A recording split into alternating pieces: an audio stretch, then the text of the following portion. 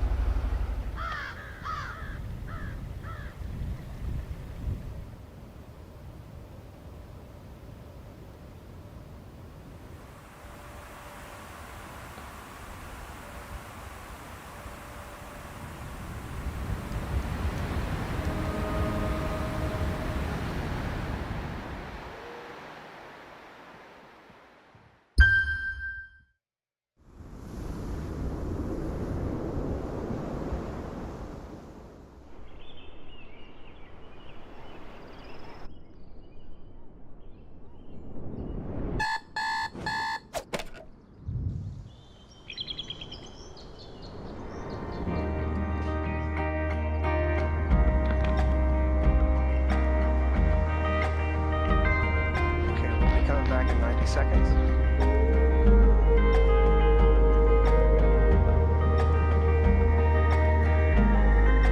I love this movie.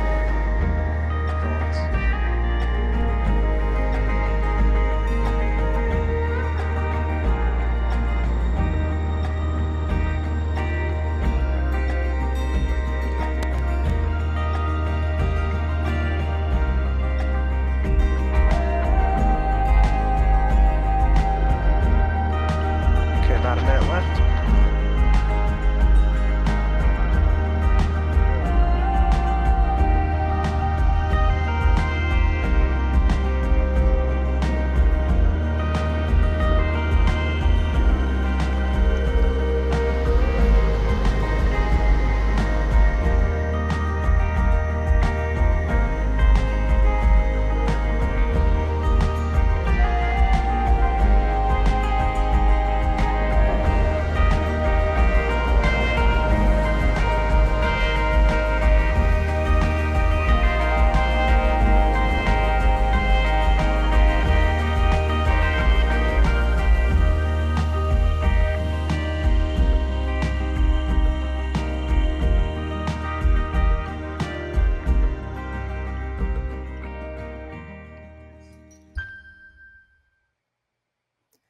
Hello, everyone. We're back live with Ben Moon and David McClain, Sony Artisans of Imagery. We've just seen a pair of films that these guys have made, and we're going to be taking your questions live. You can submit questions through the chat.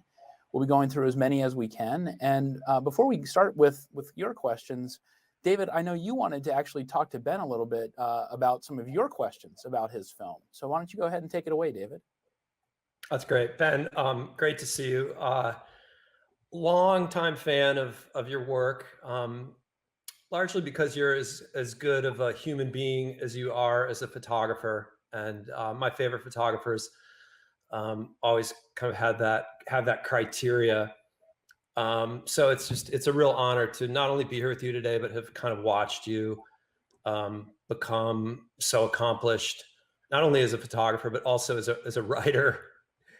Your book was amazing. I had to pry it from my wife's hands. She was in tears every night. You sent it to me, but she picked it up first, and I literally had to fight her for it.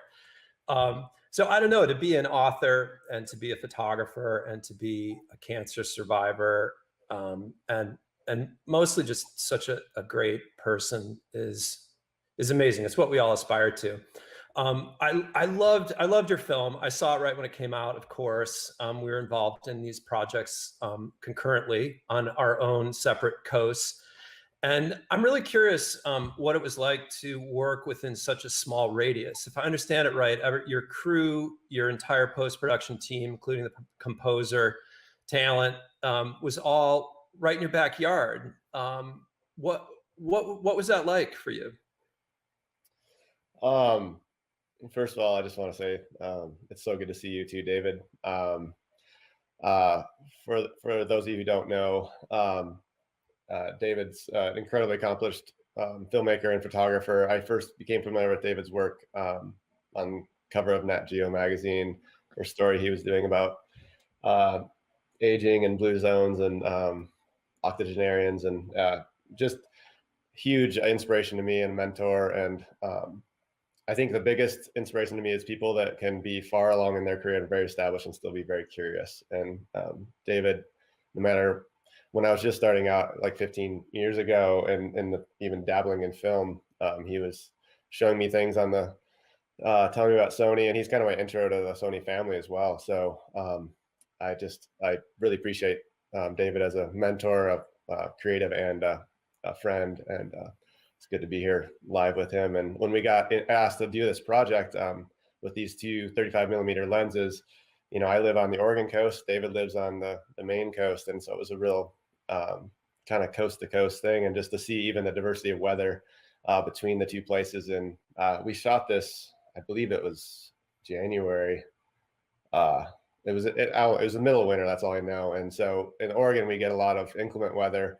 And like David was saying, I shot all of this with my dog, obviously, Nori, just leaving with a very simple setup. I just had a little Ronin S with a A7S III and a 35 mounted on there. And I would just go out for walks every day. And because we get a lot of storms in the winter, I had to do it during sun breaks and when the light was better at lower tide. So we get that sheen on the water for the low tide mark, the reflections when she's running there on the beach. I tried, I mean, everything was, I used a local crew. My girlfriend drove those pedal electric e-bikes. I would sit on the back and film. And so that was how I got the really smooth shots. And then my editor that I used is a local surfer and filmmaker. And so I just, you know, we were just a mile apart pretty much.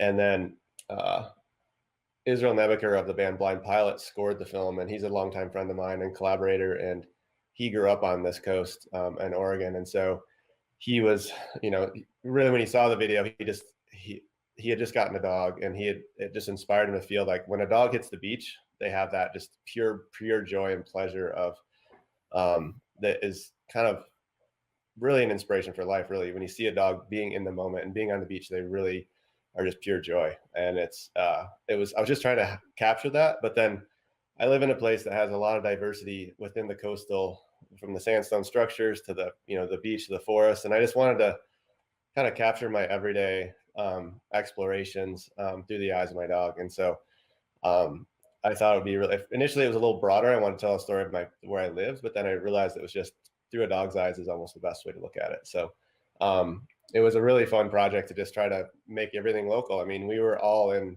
you know, some form of limited travel, and, you know, life changed a lot in the last couple of years as far as what we were used to. And so I just wanted to show that you can create things in your own backyard with a very simple setup, not worrying about gear as much, but just to create right where you are. And I'm wondering, David, is that the same for you? Was that what kind of motivated your story? I mean, it's very cinematic, and I love just all the wide frames and the really quietness and the beautiful sound design. And oh, that's what I forgot too. One of the guy who sound designed my piece, he's also a surfer I surf with all the time, and so it was fun to work with people that were familiar with the area and really understood it. But yeah, David, let me know. I would love to hear what your inspiration was for the film as well.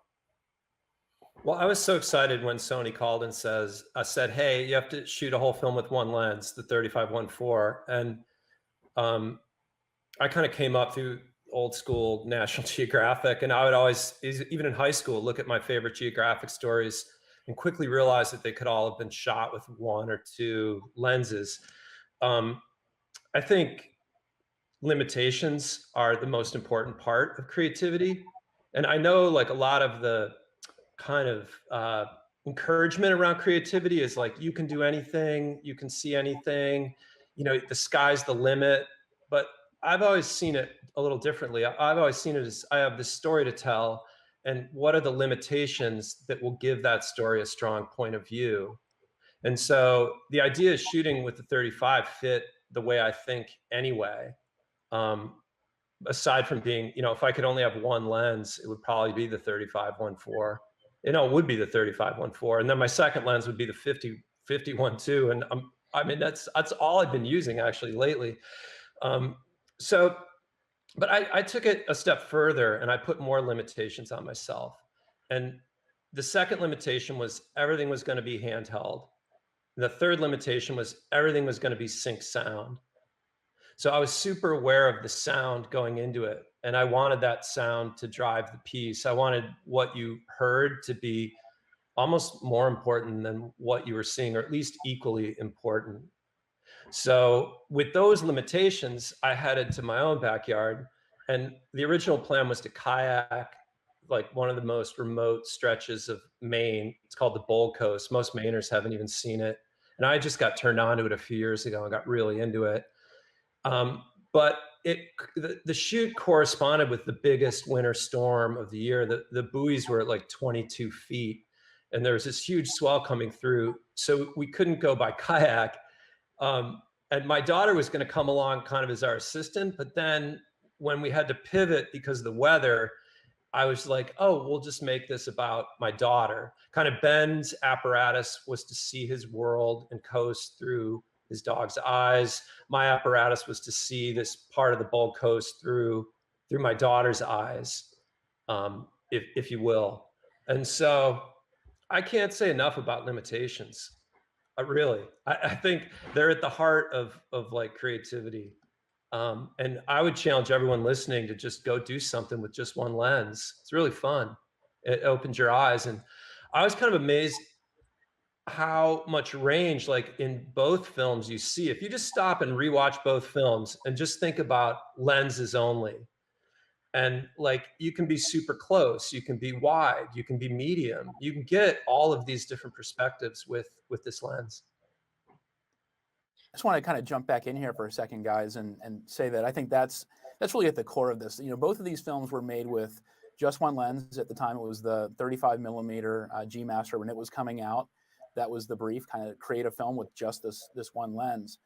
And you both showed us something I think really unique in being able to tell a multifaceted story with lots of different perspective using just that one lens, kind of not being distracted by which perspective, which focal length I'm going to use. No, you got one lens. I'm going to go out and I'm going to make it happen. And just seeing the creative result is awesome. Like David, you were just saying that you were getting some amazing close-ups, and one of the close-ups of that one eye that just really that kind of haunts me. It's such a tremendous shot that you don't think about getting with that lens, but you can really do an awful lot if you just say, I'm going to do it with just this one super simple setup, just this one lens. Yeah, it's interesting, Chris, that eye. So that's my daughter's eye, and that was shot at whatever the minimal focal distance of that lens is, which is inches. I'm sure, what is it, 9 inches or something? I'm really close. So it's almost like a macro. But 1 second later, I shot like this epic wide of the cliffs covered in snow with the ocean below. by just stepping like 1 foot to the side of my daughter and having my daughter move out of the way. And it just blows my mind that you can have those two radically different perspectives with the same tool. Yeah, absolutely. And I want to remind everybody that we are here live with David and with Ben, and we're taking your questions. Please feel free to submit questions in the chat. We're looking at their two films shot on opposite coasts, both with the 35 millimeter G Master lens, these wonderful short films we saw at the top of this segment. And please bring your questions, any and all questions, for these amazing two creators that we have with us today. Ben, over to you just real quick for a second, because when I first saw your film, I really loved the way that you got some of these same kind of thing we were talking about just a moment ago with a lot of different perspective, but you got that lens, that kind of small camera setup into some really neat spots, the crack in the rocks with your dog jumping through. Really amazing what you can kind of do with that kind of a small setup. Yeah, it was, I mean, similar to David, I was blown away by how versatile that lens was and how well balanced it was. I mean, it's exactly the same size as the 24-1.4, and I'd use that a lot on a balance on a little gimbal, and so I was really familiar with that form factor. But the 35, honestly, in my 20 years of shooting, it was a focal length that I'd never picked first out of the bag. I would either always go 50 or 24, and then if I needed a wider range, I'd go for a medium zoom. And this project really changed my perspective of the 35. I think it probably is the most versatile focal length out there, because like Dave was saying, you can get close, get these unique close-ups, and then really tell a story. I think I love about that, it doesn't give that wide angle distortion. It tells it it's a really normal lens, and that it has a feel that just you can get in close and it doesn't distort faces. And I actually was surprised by that image of the eye as well, because I always think of that as like, oh, that's what I use a 90 macro for if I'm doing a film. I love the close up of the eye, but then seeing it with that lens was a whole new way of seeing it. And even the plates that were the wides, the landscapes, they just all had that perfect, just classic feel. And so I really absolutely. And to be able Ben, I'd add to that like, it's funny you say that. The first thing that came to my mind is that like 35 is the closest lens, the closest focal length to the human eye. And I finished the film in 2:1, the aspect ratio 2:1, which is what Leonardo da Vinci painted The Last Supper with. And the 2:1 aspect ratio is like the closest aspect ratio he thought to the human eye. So it was that, that 35 works on both levels that way. And it's really, there's something about seeing from the perspective that you see from that's powerful. Yeah, absolutely. We got a question, guys, from Bob Diddy, and that's, I guess, a question for you, Ben. What camera or gear did you use when you were shooting the scenes in the water? I stuck with the A7S III for all of them. And I have a Salty, a company called Salty that's based out of Australia, that I've been using their housings for a while, and really seamless. I'm blown away by how compact. I mean, I'm used to bigger water housings, and it was so nice to swim with that setup. And I actually had a bunch of surf scenes that I cut from it because it wasn't really, Nori wouldn't really be at that close, but I love the water level shots and things like that. So I've used this camera setup in other, even with a 7200, I've used it in a water housing, and with that 120 at 4K, and now with the new Cinetone color science picture profile, it's kind of mind blowing what we can do with just a really tiny little water housing.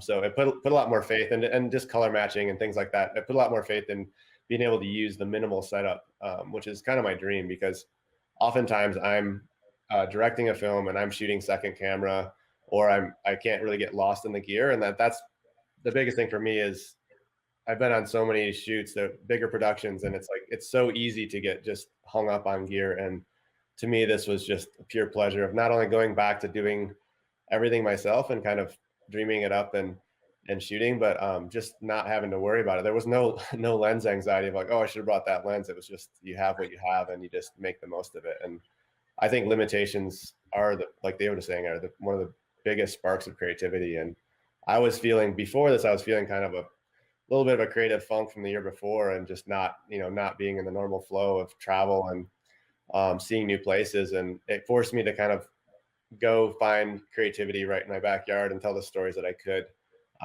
close to home. So it was a real pleasure to work on this project, really. Absolutely. And while I did sort of kick that question to you, Ben, I think really it'd be good to talk to you, David, as well, because you were shooting, in and around the water. And did you have the camera protected, or were you just shooting with it, kind of handheld? No. It was in a housing. I had an Aquatech housing, and so I would get in the water. I would get in the water with it, and I specifically went into the shoot wanting transitions. Like I knew I was going to need to move from different environments, and I had ideas in the edit. I edited this film as well. I'm not an editor per se, but I've spent a lot of time learning how to edit, because if there's one way to become a better filmmaker, it's to learn how to edit, because you understand the elements you need, when you get back from the shoot. So understanding that one of the elements I wanted was a transition from one scene to another. So I worked really hard to go underwater and then come back out of the water with my housing, because I knew that was an editing element that I would use later to move from one scene to another. So when the seas are so big, we rented a 48-foot lobster boat from this amazing guy, Jeremy Cates, who's like a 5th generation Maine lobsterman. And then my buddies kayaked out. So I was shooting from the platform of a lobster boat, although you never saw the lobster boat in it. So I would get out into the water as they were paddling. And I just think that element, as Ben said, like if you've never shot in the water before, even if you're not like a surf photographer, just go do it. It'll blow your mind. I mean, go to a pond, go to a lake, go to like a big mud puddle. I mean, when you get that camera close to the water, some of the most amazing things happen. And I just figured, well, what the heck? It's a new lens. I'm going to let it rip on autofocus. So everything I shot was on autofocus, and I was really worried that the water and the lens would fool the autofocus. And I couldn't believe how well that camera autofocused in the housing. Yeah, I think that's a great point, just about taking a step back and what you're saying about playing around in the water. Water is something that just I think a lot of people shy away from, because of course it's very hostile to a camera, but it's really great to be able to experiment with that and get into the water a little bit, get your camera into a housing, and it can be a pretty basic housing. Just really play around there at the surface, just enough to protect the camera and the lens, and you can create some incredible effects with that. Yeah, I actually built my own housing like 25 years ago with plexiglass, because I wanted to shoot a kayak roll, someone rolling a kayak underwater. So I had this big like submergible like fish tank. It was super janky, but it was fun, and in the end, like I got a great picture from it. It's very fun to experiment with water. Totally. And that really speaks to just, we're in this golden era of filmmaking and photography, and just being able to do so much. Like you don't have to, hire a workshop to build some sort of a, like you said, a janky, massive underwater thing that's hopefully going to protect your gear. I mean, you can get so much stuff and do so many things with things that are just off the shelf, which is kind of incredible when you want to just expand your creativity and see what else you can do with, with a camera, with a lens, be able to really create some different visuals. Yeah, I would add to that weather. Like, I mean, as you could see from the film, we had some of the gnarliest weather you could want in Maine, and I love it. Like, I mean, I've always loved it. Like, shooting in terrible weather is so much more interesting to me than shooting in godlight. Not that I don't like godlight like everyone else, but don't be afraid, like, to go out in the rain, to go out in the fog, to go out in the snow. It's to me, it's when the most amazing light happens. And David, a minute ago you were talking about for aspiring filmmakers, one of the best things you can do is learn how to edit. I want to stick with that just for a second, because I think that's really great advice. Ben, do you edit your own material? Do you have an editor? Have you edited in the past? Yeah, my very first experience with filmmaking was editing a music video that's more for about plastics in the ocean years ago, and then I co-edited a lot of the. I worked alongside a lot of the editors, and ultimately realized that I was most interested in that final, like, I mean, I directed the edit, would direct an edit, sitting with an editor, but then that last 10 to 20% of that final polish, I feel like I honestly feel like that's one of the more, if you trust your editor and have someone who knows the vision that you have, I truly believe that editing your own stuff first is really important. But whether you're editing it or somebody else's, I feel like that final bit of just attention to detail in the music, in the transitions, in the timing, in the just those little things that you don't notice right at first. I feel like those unseen things are what kind of really make a film feel good in the long term. So I really enjoy that process of just really getting in there and just kind of immersing myself in a project. And typically, if I'm not the one actually pushing the buttons on the editing program, I'm sitting there with the editor as well. So, but I totally agree with David that you should. One of the easiest ways to learn filmmaking is just drop some clips into a timeline and start snipping up and putting music to them and sound design and playing around and just seeing how it's a blast. So. No, definitely. And I just want to remind everybody, we're here live with Ben Moon, with David McClain. We're talking about the 2 short films that they made. We're taking your questions. Please feel free to submit questions in the chat. And we got a question about where you can find these films if you missed them at the top, or if you just want to watch them again. Both are on alphauniverse.com. We have posts about each one, so just do a quick search for Ben Moon or for David McClain, and you'll find both of those very easily. And Ben, sticking with that notion you're just talking about with the sound and the music, both of you guys in your films, you really talked quite a bit, or you emphasized the audio side. Ben, you talk about the soundtrack quite a lot, and in previous conversation that we had, and then David, you wanted to really get that feel of the coast. Just talk a little bit more about the importance of audio and creating a film, and how audio kind of becomes its own character. Kind of kicking that over to both of you. Yeah, it's so interesting. It's such a great question. Like, here's the simplest way to describe it: is that most still photographers who get into filmmaking understand the visual. So everything is about the visual. So all of the film just is like pretty pictures slapped together, pretty picture, pretty picture, pretty picture, pretty music, pretty picture, pretty picture. And people who understand filmmaking I don't want to say they don't care about the picture, but it's secondary to the story. And if you watch a real filmmaker, it's always about the story.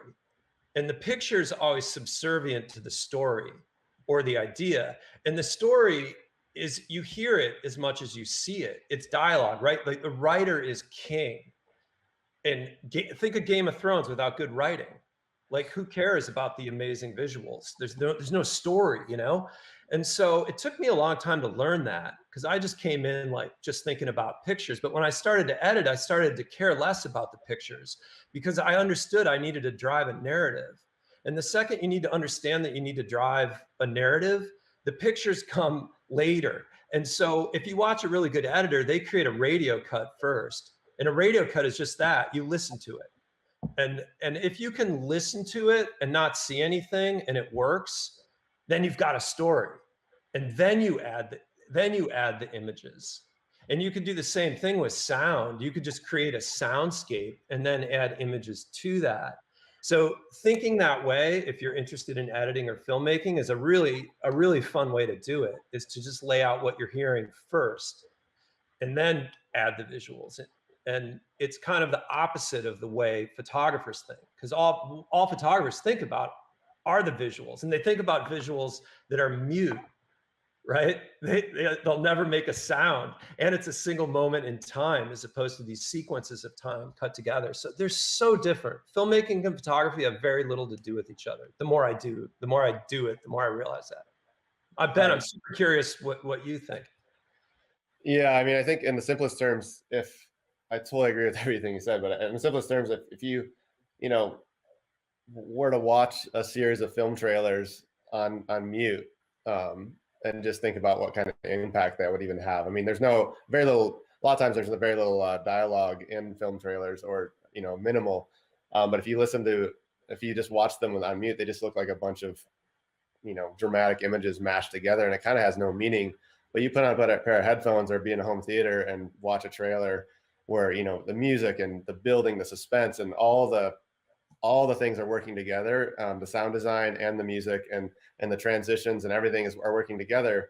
You realize how important, like I feel like it's just layers. There's first is the story, then there's then you have there's a bed of sound design, which each thing needs to stand on its own. In a well scored film, the music could play just with the images and without the dialogue, and you'd still be able to feel it. And the same with the sound design, and just they all fit together. But if they all mesh and they're all done well, it's a beautiful thing. And I think that recording on camera audio can be super helpful, but sometimes you don't have the opportunity. So there are a lot of sound libraries out there, and if you ever watch videos about Foley artists and some of the sounds, it's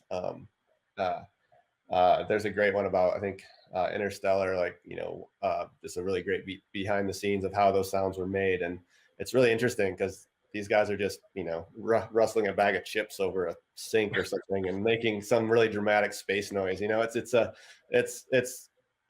just like sound is just like light in a lot of ways. You just need a very simple set of tools, and you can do a lot with it. And you don't need a big studio or the most amazing cameras to make really incredible immersive pieces. And I think when I had the opportunity to write the book about the Denali book, it was really interesting to go all the way back. I thought, oh well, I've been done photography. In a photograph, you tell a story in a single frame, which is very challenging in its own right. In filmmaking, you as a cinematographer, you tell stories in a series of frames, and then all the other elements, the writing and everything come into play. But when you're writing a book, it's like it's stripped down to the most basic. You have to describe everything you see, and I found that incredibly challenging. But then I realized that it boils down to, in every art form of storytelling, from film to photography to writing, it's all about the story. That's all it is. It boils down to story. If there's no story, you can have the most beautiful series of pretty pictures, and it's just that. It's like scrolling a boring Instagram feed. It's just all the perfectly composed. It doesn't bring you in and make you really want to be there. Something needs to grab you and make you feel and make you relate. And so trying to find that element is what's important. It builds that emotional contact, whether it's, like you said, you can have that series of beautiful images, but you've got to make that work with the sequence of those images. You got to make it work with the sound. You got to make it work all together to make that really emotional connection. And when it comes to the sound, there's a lot of different ways you can approach that. You guys both had sort of different approaches for this, for your films. Ben, you had that very moving soundtrack that you worked with the composer to create. And David, you really wanted to show the sound of the coast. And so yours isn't so much a musical soundtrack as much as it is just the sounds of that accompany those visuals. And both of them really created that really emotional connection. And the beautiful thing about sound design too, if you're adding it, that there's the sound, the captured sound on set, but then a lot of times you don't even notice it. It's like it kind of gets out of the way, but it just pulls you in really subtly. And so I'm not a big fan of the big, going back to movie trailers. Sometimes those are very slam you on your head with sound design, but I love the subtle ones where you just hear wind, the feeling of wind off in the distance, or just the rustling of fabric, or the dog, just making it anything you can do to pull someone in and make them feel like they're there. And then if you can add the element of having someone see themselves in the story, with the writing and things, that makes it all come together. Yeah, and I think it all starts with awareness. Like a lot of the sound in the Bold Coast was sound that I recorded on a Zoom recorder with a shotgun mic. So like the howling wind is actually in our cabin at like 4 a.m. At 4 a.m, I woke up and it was like howling wind. And I was like, I got to record that. So I didn't even roll a picture on it. I just had a shotgun mic in my Zoom and would record it. Or a lot of times we were out in the woods, you know, walking, and I'd be like, okay, I want to get the sound of snow. So we would just stop. I'd get my Zoom recorder out. I'd slate it, you know, in the front. I'd just say, this is the sound of snow falling, day 2, you know, whatever. So I remembered what it was, and record it that way. And just thinking about it it's really fun. You know, it's like getting an underwater housing and shooting in water. It's just fun. And thinking about sound is really, really fun as well. Yeah, absolutely. Guys, it's really been a pleasure having you both here today with us. It's been great hearing you talk about your films, talking about creativity, and all this in terms of filmmaking.